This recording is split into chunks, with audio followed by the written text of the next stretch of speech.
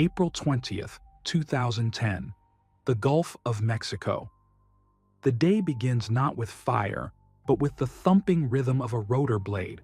Mike Williams, a chief electronics technician, sits in the back of a Sikorsky S-92 helicopter. He is leaving his wife Felicia and his daughter Sydney back in Louisiana. He is trading the smell of fresh grass and coffee for the smell of jet fuel and salt. Below him, the Gulf is a sheet of endless blue glass. But Mike isn't looking at the water. He is looking at the destination, the Deepwater Horizon. From the air, it doesn't look like a ship. It looks like a fortress. A massive semi-submersible city built on 4 towering columns, floating in 5,000 feet of water. It is a masterpiece of engineering, a dynamically positioned beast that can hold its station within inches against a hurricane. But to Mike, it's just the rig. It's the office. It's the hotel. It's the cage. He checks his watch. It's the start of a 21-day hitch. 3 weeks of 12-hour shifts, fluorescent lights, and the constant subsonic vibration of the thrusters. He looks at the man next to him, Jimmy Harrell, the offshore installation manager, the OIM. Mr. Jimmy is the captain of the rig, a man with salt in his veins and a permanent crease of worry on his forehead. He runs a tight ship. He knows every bolt, every valve, every wire. But today, Mr. Jimmy looks tired. "Macondo," Jimmy shouts over the noise of the rotors. "What?" Mike asks. "The well," Jimmy says, pointing down at the rig growing larger in the window. "The Macondo well. It's been a nightmare since day one. A well from hell. I'll be glad to get this plug set and get the hell out of here." Neither man knows that getting out will soon become the only thing that matters. They land on the helipad. The heat hits them instantly, a humid, oily blanket that smells of drilling mud and ozone. The Deepwater Horizon is alive. It is a labyrinth of steel, pipes, and high-pressure lines. There are 126 souls on board. They are a tribe. There are the roustabouts and roughnecks, the young muscle who work on the drill floor, covered in grease, wrestling with iron chains. There are the drillers, the cowboys of the operation, standing in the shack, manipulating the joystick that controls millions of pounds of steel thousands of feet below the sea floor. There are the bridge crew, like Andrea Fleitas, a young dynamic positioning operator. She sits in a quiet, dark room filled with glowing screens, driving the rig with a gentle touch, keeping it perfectly centered over the wellhead. And then there are the company men. Mike Williams walks into the galley for the safety briefing. He sees them sitting at their own table. The men from BP Donald Vidrine and Bob Kaluza. They are the clients. They pay the bills. They pay Transocean, the rig owner, $500,000 a day to drill this hole. And they are frustrated. The Macondo project is 43 days behind schedule. That is roughly $20 million over budget. Mike grabs a coffee. He feels the tension in the room. It's not the usual camaraderie. It's a hurry-up atmosphere. "They're pushing," a roughneck whispers to Mike. "BP wants to finish this well, set the cement plug, and move the rig to the next location. They are cutting corners to save time." Mike nods. He goes to his workshop. His job is to fix the computers, the fire alarms, the gas detectors. He opens his laptop. He sees a list of maintenance tickets. The BOP, the blowout preventer, has a leaking hydraulic pod. The general alarm system has been put in inhibit mode to prevent false alarms from waking the crew at night. Mike frowns. A safety system that is turned off is not a safety system. It is a decoration. 10 a.m. The conflict moves from the deck to the conference room. This is the hidden trip of the disaster. The disaster didn't start with an explosion. It started with a meeting. Jimmy Harrell is arguing with Donald Vidrine, the BP company man. The issue is the negative pressure test. Before they can disconnect the rig from the well and sail away, they have to prove the well is sealed. They have pumped cement down the hole to plug it. Now, they need to test if the cement is holding back the oil and gas. "We need to do a full test," Jimmy says. "We need to bleed off the pressure and see if it stays at 0. If the pressure builds up, it means the well is leaking." Vidrine is looking at a spreadsheet. He is looking at the clock. "We've already done a positive test," Vidrine says. "The cement held. Why are we wasting time with a negative test on the kill line?" "Because it's procedure," Jimmy snaps. "It's the only way to be sure." Vidrine sighs. He is under immense pressure from Houston. Every hour the rig sits here is another $20,000 down the drain. "Fine," Vidrine says. "Do the test, but do it fast. We have a helicopter coming in the morning to take the crew home." Home. The magic word. The crew hears home, and they move faster. The desire to finish the hitch becomes a blinder. They prepare to reduce the pressure in the drill pipe. They are about to ask the well a question: "Are you dead?" And they are not prepared for the answer. 5 p.m. The test begins. Up in the driller's shack, the drill crew bleeds the pressure down to 0. They watch the gauges. If the well is sealed, the needle should stay at 0. It doesn't. It creeps up. 200 pounds per square inch, 500 pounds per square inch, 1,000 pounds per square inch. The well is talking. It is saying, "I am alive. I am pushing back." But the crew doesn't want to hear it. Vidrine comes into the shack. He looks at the gauge. "It's the bladder effect," he says. "The what?" the driller asks. "The heavy mud in the riser is compressing the spacer fluid," Vidrine explains. "It's a false reading. It's not gas. It's just physics. It is a theory that makes no sense. But it is a theory that allows them to proceed. It is a theory that saves time." Jimmy Harrell is not in the shack. He is in the shower. He is washing off the grime of the day, trusting his crew to interpret the data. Mike Williams is in his workshop, fixing a server. Andrea Flytas is on the bridge, keeping the rig steady. None of them know that in the driller's shack, a fatal consensus is forming. It's an anomaly, the crew decides. The well is fine. They open the valves. They begin to displace the heavy drilling mud, the only thing physically holding the oil down, with seawater. Seawater is light. Deep below, 3 miles down in the dark earth, the gas finds a path. It pushes through the wet cement. It enters the pipe. It begins to rise. It is a silent, invisible bubble of methane, expanding as it climbs, racing toward the surface like a bullet in a gun barrel. 9 p.m. The rig is quiet. The night shift has taken over. In the galley, the crew is eating dinner. Steak night. Mike Williams sits with his friends. They talk about their trucks. They talk about their kids. Mike calls his wife, Felicia. He holds the phone up to the ceiling so she can hear the hum of the rig. "It's been a weird hitch," he tells her. "Things feel rushed. But I'll be home tomorrow. Keep the lights on for me." "I love you, Mike," she says. "Love you too, babe." He hangs up. He doesn't know it's the last time he will speak to her from the Deepwater Horizon. He walks back to the electronics shop. He passes the drill floor. The roughnecks are laughing. They are cleaning up the mud. They think the job is done. They are celebrating the end of the well from hell. But beneath their feet, the pipe is trembling. The gas is now just a mile below the rig. It is expanding exponentially. It is pushing a slug of heavy mud ahead of it. On the drill floor, a sudden geyser of water shoots up from the rotary table. It splashes onto the deck. "What was that?" a roughneck asks. "Just a kick," the driller says. "Close the valve." But it's not a kick. It's the throat clearing of a volcano. The trip is over. The disaster is about to breach the surface. 9:40 p.m. The drill floor. The kick is no longer a polite knock. It is a battering ram.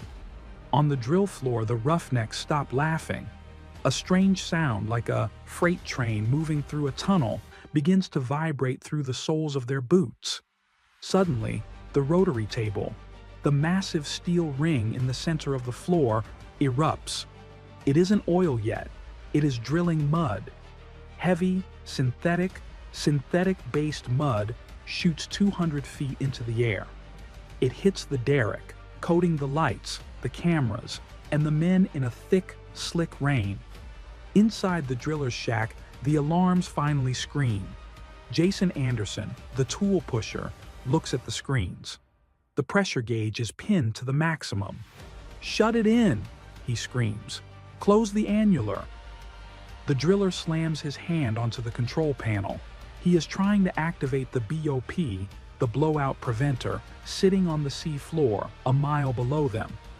The BOP is a 400-ton stack of valves designed to shear the pipe and seal the well in an emergency. It is the ultimate fail-safe. But the gas is moving too fast. It is traveling at supersonic speed inside the riser. The mud rain turns into something else. A hiss, a roar, the mud turns to gas, methane, colorless, odorless, deadly. It expands instantly, enveloping the rig in a cloud of explosive vapor. The drill crew is now standing inside a bomb. 9:45 p.m., the engine room. The Deepwater Horizon is powered by massive diesel engines. They suck in huge amounts of air to burn fuel and generate electricity. But now, the air is filled with methane gas from the blowout. Diesel engines have a fatal flaw. If they suck in flammable gas, they don't need diesel fuel anymore. They run on the gas in the air. The engines begin to run away. The RPMs spike. The governors try to cut the fuel, but it doesn't matter. The fuel is in the air. The engines scream, a high-pitched mechanical shriek that tears through the hull. The lights on the rig get brighter. The voltage spikes. In the electronics shop, Mike Williams looks up. His computer monitor flickers and glows with an intense, unnatural white light. The hum of the fluorescent bulbs turns into a buzz. "What is that?" he whispers. He stands up. Before he can reach the door, the engines overspeed to the point of failure. They explode. The ignition source meets the gas cloud. 9:49 p.m. The first explosion is not a fire. It is a shock wave. It rips through the engine room, tearing through steel bulkheads like they are made of paper. It travels up the ventilation shafts. It hits the drill floor. The 11 men on the drill floor, Jason Anderson, Dewey Rivette, Stephen Curtis, and the others, are vaporized in an instant. They never stand a chance. The center of their world simply ceases to exist. In the electronics shop, Mike Williams is blown backward. A wall of invisible force hits him in the chest. It picks him up and throws him 20 feet across the room. He hits the wall. Metal shelves collapse on top of him. Computers, monitors, and tools rain down. Then, the darkness comes. The main power is gone. Mike wakes up seconds later. He is buried in debris. His head is bleeding. His mouth is full of grit and dust. He spits. He tries to stand. His first thought is not fire. His first thought is collision. Did a tanker hit us? Did we hit a mine? He crawls toward the door. The handle is hot. He kicks it open. The hallway, usually bright and clean, is a tunnel of smoke and twisted metal. The emergency lights are flickering, casting long, dancing shadows. He hears screaming, not the engines anymore. Men. 9:50 p.m. The bridge. Andrea Fleitas, the DPO, is thrown from her chair. The bridge is the nerve center of the rig. Usually, it is a quiet sanctuary of glowing screens and soft beeps. Now it is a chaotic disco of magenta alarms. Every single fire and gas detector on the rig is screaming at once. Fire in the engine room, fire on the drill floor, fire in the mud pit. The screens are a sea of red and purple. Then they go black. The bridge is plunged into darkness. Andrea scrambles to her feet. "Mayday!" she yells. "Mayday! Mayday!" But the radios are dead. The explosion has severed the communication lines. Captain Kurt Kuchta is shouting orders. "Get the ESD! Emergency shutdown!" They hit the buttons to cut the fuel, to close the vents, but the systems are unresponsive. The brain of the rig has been lobotomized.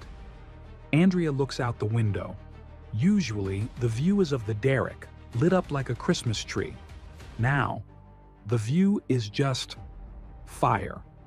A tower of flame, 300 feet high, is roaring into the night sky. It is so bright it hurts to look at it. It is consuming the derrick. "We have to send a distress signal," Andrea says, her voice trembling. She grabs the handheld radio. She doesn't know if anyone can hear her. "Mayday! Mayday! Deepwater Horizon. We are on fire. We are abandoning ship." 9:52 p.m. The OIM's cabin. Jimmy Harrell, the boss, was in the shower. The explosion blew the door off its hinges. The ceiling collapsed. Jimmy is naked, wet, and buried under fiberglass insulation and drywall. He claws his way out. He is coughing. The air is thick with the acrid smell of burning plastic and raw crude. He finds his coveralls. He finds his boots. His eyes are stinging. He feels grit in his teeth. He stumbles into the hallway. "Muster," he croaks. "Get to the lifeboats." He makes his way toward the bridge. He is the captain. He cannot leave. He has to know. He runs into a young roustabout, his face blackened with soot. "What happened, son?" Jimmy grabs him. "The well, Mr. Jimmy," the boy sobs. "The well blew out. The drill floor is gone." Jimmy feels a cold knot in his stomach. The well. He fought them on the negative pressure test. He told Vidrine it was dangerous, but he let them proceed. He pushes the guilt down. "Move," Jimmy orders. "Get to the boats. Don't stop for anything." 10 p.m. The rig is dying. The fire is not just burning, it is feeding. The blowout is still happening. Millions of cubic feet of gas are pouring out of the wellhead every minute, fueling the inferno. The heat is intense. It is melting the paint off the bulkheads 50 feet away. The crew is scattered. Some are in their cabins, asleep. They wake up to walls that are hot to the touch. Some are in the galley, watching movies. The blast throws them across the room. The psychology of the disaster takes over. Panic versus training. Some men freeze. They stand in the hallway, staring at the smoke, waiting for someone to tell them what to do. Others, like Mike Williams, go into survival mode. Mike is bleeding from a head wound. He is crawling through the wreckage of the electronics shop. He finds a flashlight. He thinks of his wife, Felicia. He thinks of his daughter. "I am not dying here," he tells himself. "Not tonight." He begins to move toward the lifeboats, but the path is blocked by fire. He realizes that the rig is listing. It is tilting to one side. The ocean is thousands of feet deep. The fire is above him. The water is below him. He has to make a choice. Burn or jump. 10:05 p.m. The boat deck. The general alarm is finally sounding. A rhythmic, piercing tone that cuts through the roar of the fire. On the lifeboat deck, chaos is trying to organize itself into lines. Men and women are stumbling out of the accommodation block. Some are half-dressed, some are bleeding. All of them are terrified. The heat radiating from the derrick is intense. It feels like standing inside an oven. The paint on the lifeboats is beginning to bubble. "Head count," a supervisor screams. "Sound off." But it is impossible to count. The roster is a mess. Visitors, contractors, BP men. "Where is the drill crew?" someone shouts. "Where is Jason? Where is Dewey?" Silence answers them. The drill floor is gone. It is a crater of twisted steel and fire. The realization begins to ripple through the crowd. The 11 men who were on the floor, the heart of the rig, are not coming. Panic begins to set in. A young roustabout tries to climb into a lifeboat before the order is given. "Get back," the coxswain yells. "We wait for the captain. We wait for the OIM." But the OIM, Jimmy Harrell, is nowhere to be seen. He is still fighting his way through the wreckage of the accommodation block, coughing up insulation and blood. The psychology of the muster breaks down. It is no longer a drill. It is a cattle pen next to a slaughterhouse. The men look at the lifeboats. They look at the fire. They realize that the boats are made of fiberglass. And fiberglass burns. 10:10 p.m., the bridge. Captain Kurt Kuchta and Andrea Fleitas are fighting a war with a dead machine. The bridge is dimly lit by the flickering emergency lights and the hellish orange glow from outside. "EDS," Kuchta roars. "Activate the EDS." The EDS, Emergency Disconnect System, is the ultimate weapon. It is a panic button that sends a signal to the blowout preventer on the sea floor. It fires blind shear rams, massive steel blades that cut through the drill pipe, seal the well, and disconnect the rig from the blowout. If it works, the fuel for the fire stops. The rig can float away. Andrea Fleitas lifts the plastic cover. She presses the button. She waits.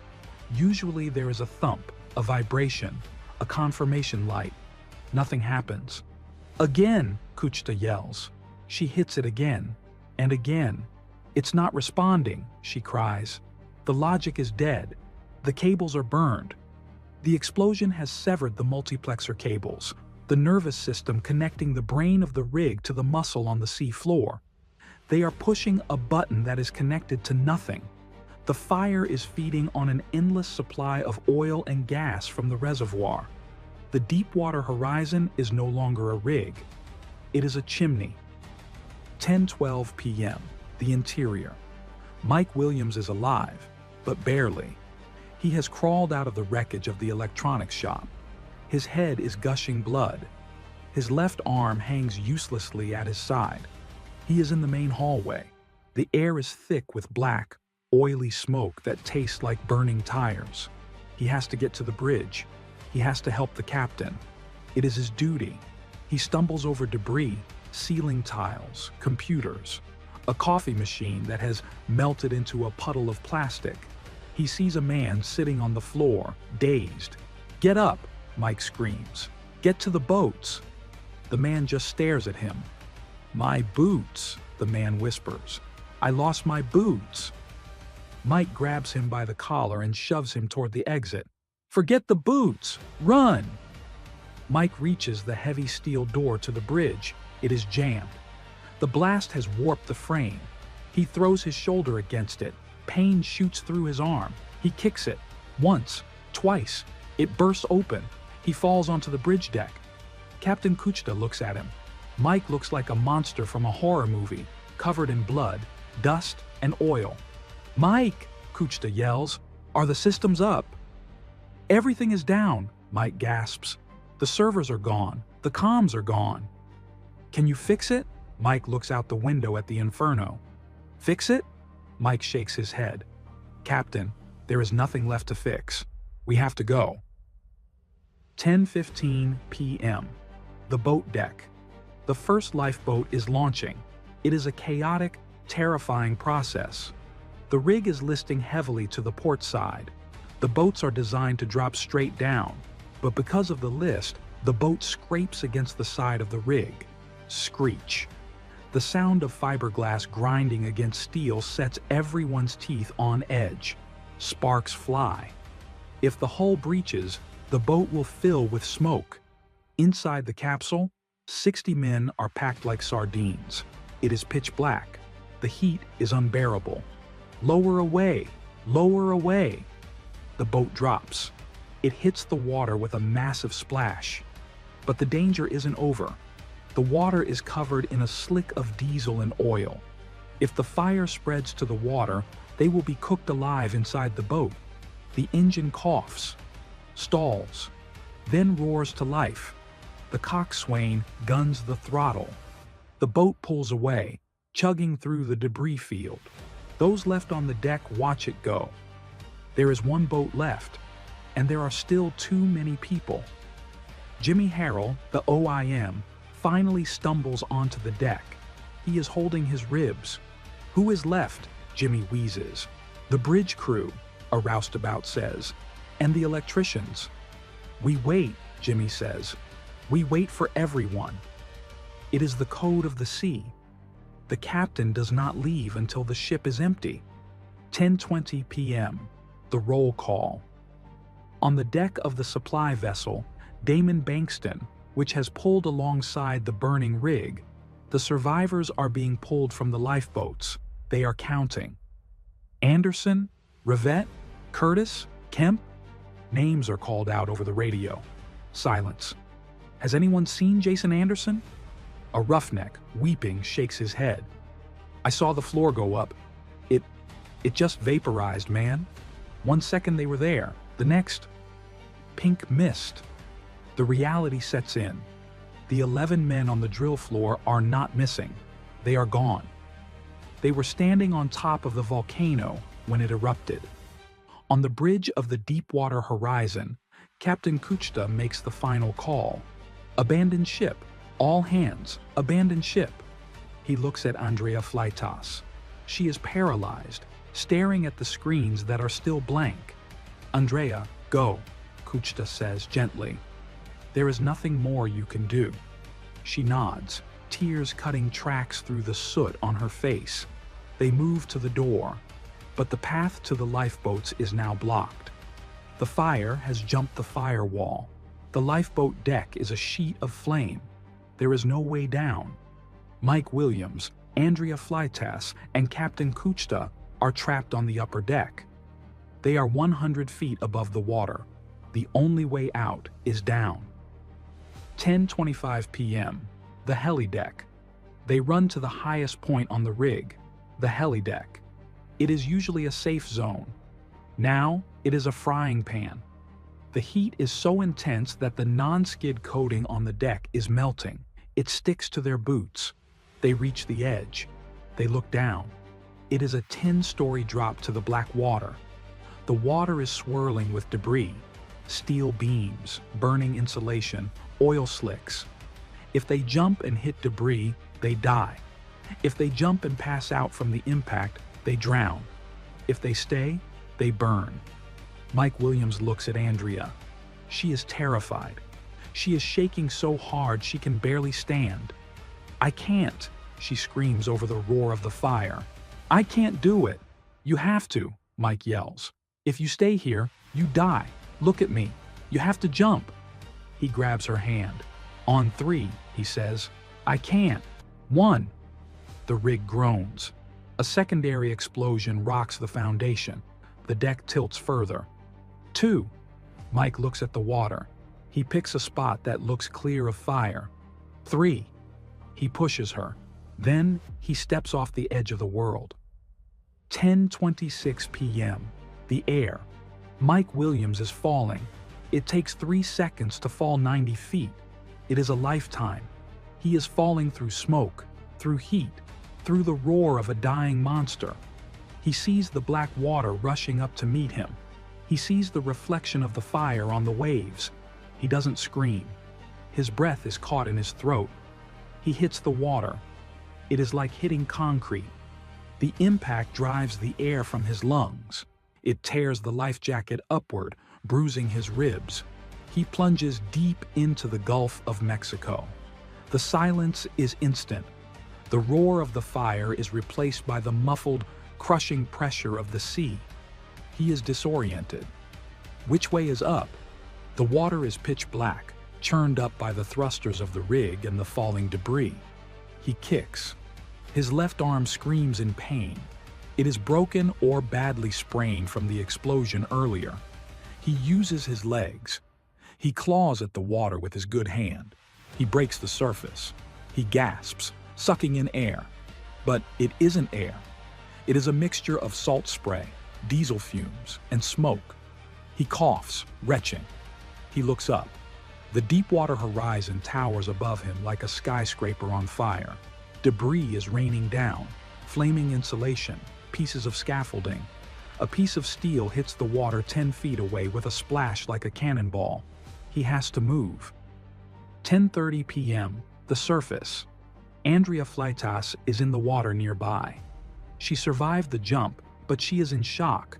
She is treading water, staring up at the burning bridge where she was standing just moments ago. "Swim!" Mike yells. "Swim away from the rig!" The water is covered in a sheen of oil and drilling mud. It is slick and heavy. It coats their faces, their eyes, their throats. The heat radiating from the rig is intense even down here. It feels like the sun is sitting on the surface of the ocean. They swim toward the Damon Bankston, the supply vessel holding station a few hundred yards away. It looks like a toy boat next to the Inferno. Around them, other survivors are struggling. Men are clinging to pieces of driftwood. Lifeboats are motoring away, their engines choking on the smoke. Mike finds a piece of floating debris. He clings to it. He looks back at the rig. The derrick, the massive steel tower that held the drill string, is beginning to tilt. The metal is glowing cherry red. It is melting. It groans, a sound like a dying animal. Then it collapses. The derrick crumples and falls into the superstructure. A massive plume of sparks and fire shoots into the sky. If they had stayed on the helideck for 2 more minutes, they would have been crushed. "Keep moving," Mike screams. "Don't look back." 10:40 p.m. The Damon Bankston. Captain Alwyn Landry stands on the bridge of the Damon Bankston. He is the captain of a mud boat, a workhorse vessel designed to haul supplies. He is not a rescue ship. He is not a hospital. But tonight, he is the only thing standing between 115 people and death. "Get the nets down," Landry orders. "Get the scramble nets over the side." His crew is pulling men from the water. They are covered in oil, blood, and burns. The deck of the Bankston becomes a triage center. There are no doctors. There are deckhands with first aid kits. Mike Williams is pulled aboard. He collapses on the steel deck. A sailor rushes over. "Can you walk?" "I'm fine," Mike lies. He tries to stand, but his legs buckle. He looks around. It is a scene from hell. Men are sitting in shock, wrapped in blankets, staring at nothing. Some are screaming in pain from flash burns. Captain Jimmy Harrell is there. He is shivering, stripped to his underwear, covered in soot. He is still coughing up black phlegm. "The count," Jimmy wheezes. "We need a count." Captain Landry comes down from the bridge. He has a clipboard. "We have 115 souls on board," Landry says grimly. "How many were on the manifest?" Jimmy asks. 126. The math hangs in the air. 11 men are missing. 11 p.m. The search. The Bankston begins to circle the burning rig. They are looking for survivors in the water. They use searchlights to sweep the waves. "Over there," a deckhand shouts. The light hits a patch of debris, a hard hat, a life jacket, but it is empty. They circle for hours. The Coast Guard jets arrive, screaming overhead. Other supply vessels join the search, but the fire is too hot. They can't get close to the rig. The missing men, Jason Anderson, Dewey Rivette, Donald Clark, Stephen Curtis, Gordon Jones, Roy Wyatt Kemp, Carl Kleppinger, Keith Blair Manuel, Shane Roshto, Adam Wise, Aaron Dale Burkeen. They were all on the drill floor or the moonpool deck. Mike Williams sits on a coil of rope. He watches the fire. He knows. He saw the explosion. He felt the shock wave. There is no one swimming. There is no one floating. They are gone, vaporized in the first second of the blowout. But no one says it yet. They keep looking. They keep hoping for a miracle. "Maybe they made it to a raft," someone whispers. "Maybe they're on the other side." "Yeah," Mike says softly. "Maybe." Midnight. Captain Kurt Kuchta is pulled from the water. He was the last man off the rig. He climbs the scramble net, his uniform soaked and ruined. He walks to Jimmy Harrell. The two captains, the OIM and the master, embrace. They don't speak. They just hold each other. They are responsible for this rig. They are responsible for these men. And they failed. Not because they weren't brave, not because they didn't try, but because the well beat them. The physics beat them. Jimmy looks at the burning horizon. I told them, Jimmy whispers. I told them the negative test was bad. I told them. I know, Jimmy, Kuchta says. I know. A medic comes over. Captain Harrell, you need oxygen. You've inhaled too much smoke. I'm fine, Jimmy snaps. Help the boys. But he isn't fine. He is broken. He watches the Deepwater Horizon burn. It is his home. It is his command. And it is dying. April 21st, 2010. Dawn. The sun rises over the Gulf of Mexico. The fire is still raging. The rig is listing at a severe angle, slowly sinking. The Damon Bankston turns toward the shore, toward Port Fourchon. The ride back is silent. 115 survivors are crammed into the mess hall and the cabins. They are in shock. The adrenaline has worn off, leaving only pain and grief. Mike Williams sits by a window.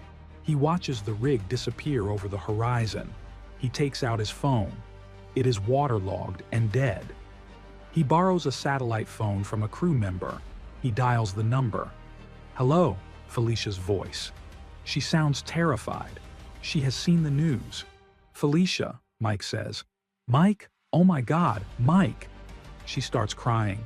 Are you okay? Are you alive? I'm coming home, baby, Mike says, tears finally spilling down his soot-stained cheeks. I'm coming home. He hangs up. He looks around the room. He sees the empty spaces, the ghosts of the 11 men who aren't coming home. The rescue is over, but the aftermath is just beginning. April 22nd, 2010. Earth Day. The Deepwater Horizon has been burning for 36 hours. To the Coast Guard cutters circling the perimeter, it looks like a dying star. The steel derrick has melted into a twisted sculpture of abstract art. The helideck is gone. The accommodation block is a blackened shell. But the rig is still fighting. It is a semi-submersible designed to float in the roughest seas on Earth. Its pontoons are still holding air, but the fireboats are pouring thousands of gallons of seawater onto the wreck every minute to cool the hull. The weight of the water, combined with the loss of stability from the damage, is too much. At 10:21 a.m., the rig groans. It is a sound that travels through the water for miles, the sound of 33,000 tons of steel giving up. The Deepwater Horizon begins to list heavily to port. Then it capsizes. It slips beneath the surface of the Gulf of Mexico. It takes 5 minutes to vanish. As it goes down, it pulls the mile-long steel riser pipe, the umbilical cord connecting it to the well, with it. The pipe bends. It kinks, but it doesn't seal. The rig hits the seafloor 5,000 feet down, crashing into the mud. On the surface, the fire goes out. There is a moment of silence. Just the sound of the waves and the engines of the rescue ships. Then, a massive bubble of oil and gas burps to the surface. A rainbow sheen begins to spread across the blue water. The ship is dead, but the well is wide open. Kenner, Louisiana, the Crown Plaza Hotel. While the rig is sinking, the 115 survivors are being transported from the Damon Bankston to a hotel. They are exhausted. They are traumatized. Many are still wearing the orange jumpsuits they were given on the boat. They smell of smoke and diesel. They expect to see their families. They expect hugs, tears, doctors. Instead, they find lawyers. Transocean and BP have set up a processing center in the ballrooms. The survivors are separated. Mike Williams walks into the room. He sees tables set up with clipboards. Drug test, a man in a suit says. Urine sample, breathalyzer, now. I just blew up, Mike says, his voice ragged. "I need a doctor. I need to call my wife." "Procedure," the suit says. "Blow into the tube." It is the final insult. They are not treated as victims. They are treated as liabilities. After the tests, they are handed papers. "Sign this," a lawyer says. "It states that you were not injured during the incident and you are fit for duty." Mike looks at the paper. He looks at his arm, which is throbbing. He looks at the cut on his head. He looks at the lawyer. "I'm not signing that," Mike says. "If you don't sign, we can't release you to your family," the lawyer implies. "Try me," Mike growls. "I walked off a burning rig. You think I'm scared of a lawsuit?" He pushes past the table. He walks out the double doors. Felicia is there. She screams when she sees him. He collapses into her arms. He doesn't cry. He just holds on, smelling her shampoo, trying to scrub the scent of the fire from his memory. The reunion is a scene of joy for 115 families. But there are 11 families in a separate room. The families of Jason Anderson, Dewey Rivette, Shane Roshto, and the others. They are waiting for a bus that never comes. A BP executive walks into the room. He looks uncomfortable. He looks at his shoes. "We are still searching," he says. "The Coast Guard is still looking." But the families know. They saw the footage on CNN. They saw the inferno. Keith Jones, the father of Gordon Jones, stands up. "Don't lie to us," he says. "Just tell us. They're gone, aren't they?" The executive nods slowly. "We believe, yes, they are gone." The sound in that room is not a scream. It is a collective gasp, as if the air has been sucked out of the world. These were young men, fathers, husbands, sons. They went to work to drill for oil, to power the cars and heat the homes of America. And they paid for it with everything. April 24th, 2010, the seafloor. The rig is gone, but the disaster is mutating. BP officials assure the public that the well is sealed. No oil is leaking, they say. The riser is kinked. It's a closed system. But they send a remotely operated vehicle, an ROV, down to check. The robot descends through the darkness. The lights illuminate the wreckage on the bottom. Then, the camera turns to the end of the broken riser pipe. It is not sealed. It is spewing. A jet of black crude oil and natural gas is shooting out of the pipe like a fire hose. It is a black plume. The engineers do the math. "That's not a leak," one engineer whispers, staring at the screen in the command center. "That's a river." It is estimated at 1,000 barrels a day, then 5,000, then 60,000. The Macondo well is bleeding into the Gulf of Mexico. The event is over. The catastrophe has begun. May 2010. The courtroom. The hearings begin almost immediately. The survivors are called to testify. Jimmy Harrell, the OIM, sits in the witness chair. He looks 10 years older. He is thin, gaunt. He faces the panel of Coast Guard and government investigators. "Mr. Harrell," the investigator asks, "why did you proceed with the displacement if the negative test was inconclusive?" Jimmy looks at the microphone. "I trusted my team," he says softly. "I trusted the data interpretation provided by the BP site leaders." Then, Donald Vadrine testifies. He claims he was sick. He claims he was overwhelmed. The blame game begins. Transocean blames BP for the well design. BP blames Transocean for the BOP failure. Halliburton blames everyone for the cement job. Mike Williams sits in the back of the room. He listens to the men in suits talk about risk management and process safety. He thinks about the alarm system that was bypassed. He thinks about the bladder effect theory. He realizes that the explosion didn't happen because of a single mistake. It happened because of a culture that prioritized speed over safety, a culture that viewed a negative pressure test as a hurdle to clear, not a warning to heed. He stands up when it's his turn. "Mr. Williams," the investigator asks, "did you feel safe on that rig?" Mike looks at the panel. "I felt safe because I trusted the men around me," he says, "but I didn't know the system was rigged against us." June 2010. The oil hits the beaches. Pelicans covered in sludge. Turtles dying in the marshes. Fishermen watching their livelihoods destroyed. It is the largest marine oil spill in history. But for the survivors, the oil is just a backdrop. They are dealing with the survivor's guilt. Mike Williams wakes up at night screaming. He is back on the helideck. He is jumping into the fire. He thinks of the 11 men. Why did he live? Why did Jason die? He meets with the widows. He tells them stories about their husbands. "Jason was a good boss," Mike tells his wife. "He died trying to close the well. He died trying to save us."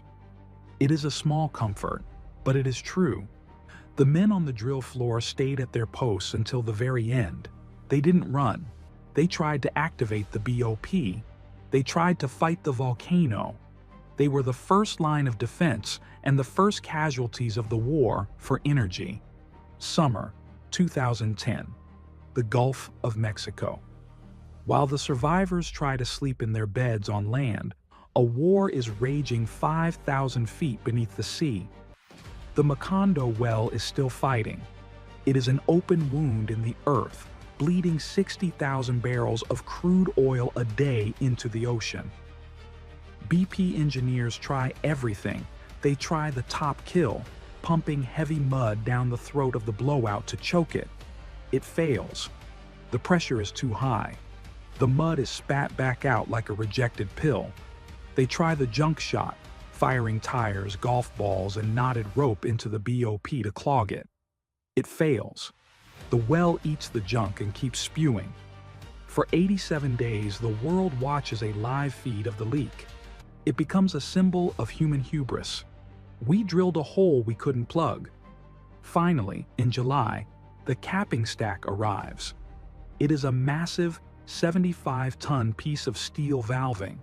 It looks like a fortress tower. Robots, remotely operated vehicles, guide it down through the darkness. On the surface, the engineers hold their breath. The stack lands on the blowout preventer. The bolts are tightened. The valves are slowly closed. The black plume turns to a trickle. Then, nothing. The pressure gauge stabilizes. Well integrity is holding, the engineer announces. Cheers erupt in the control room in Houston. But it isn't over. To truly kill the beast, they have to stab it in the heart. They drill a relief well, a separate hole that intersects the Macondo well deep underground. On September 19, 2010, 5 months after the explosion, the relief well punches through. They pump in cement from the bottom up. The Macondo well is declared dead. The ocean is quiet again, but the water is changed forever. New Orleans Federal Court. The legal battle is longer and colder than the fire. Judge Carl Barbier sits on the bench. He has reviewed millions of pages of documents. He has heard testimony from Jimmy Harrell, from the drill crew survivors, from the BP executives. The question is simple. Was this an accident or was it a crime? The lawyers for BP argue that it was a series of unfortunate mechanical failures, a complex system accident. But the evidence tells a different story. The email trails show the pressure to cut costs. The phone logs show the arguments about the negative pressure test. The bladder effect theory is exposed for what it was, a desperate excuse to keep drilling. Judge Barbier delivers his ruling. He does not use the word negligence. He uses the words gross negligence and willful misconduct. It is a legal sledgehammer. It means BP didn't just make a mistake. It means they acted with reckless disregard for human safety. The fines are astronomical, over $20 billion. But for the family sitting in the gallery, the money is just paper. Mike Williams is there. He watches the judge's gavel come down. It brings a sense of validation. "They knew," Mike whispers to his wife. "They gambled with our lives to save a day of rig time, and they lost." 2015 and beyond. The cameras leave, the lawyers leave. The survivors are left with the silence. Mike Williams never goes back offshore. He cannot stand the smell of diesel. He cannot handle the vibration of a helicopter. He becomes a safety advocate. He travels the country, speaking to oil companies, chemical plants, and construction firms. He tells them the story of the Deepwater Horizon. Safety isn't a manual, he tells a room full of young engineers. Safety is the ability to say, stop. It is the courage to look at a gauge and believe what it is telling you, even if you don't like the answer. He still has scars, physical scars on his head and arm, mental scars that wake him up at 3 a.m. But he has Felicia.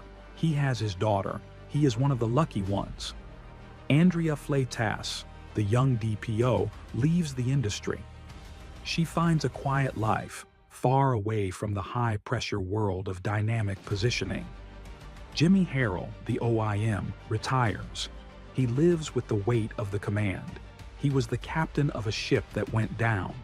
In the maritime tradition, that is a burden that never gets lighter. They stay in touch. They are members of a club no one wants to join. The Brotherhood of the Fire. The legacy. We must remember the names, not as statistics, not as casualties, but as men who went to work on a Tuesday and never came home.